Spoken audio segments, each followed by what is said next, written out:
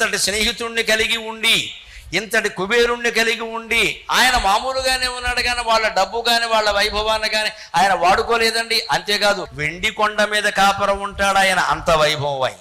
బంగారు కొండ అయిన మేరు పర్వతం ఆయనకి ధనుస్సు, దాన్ని ఏమడగలేదు.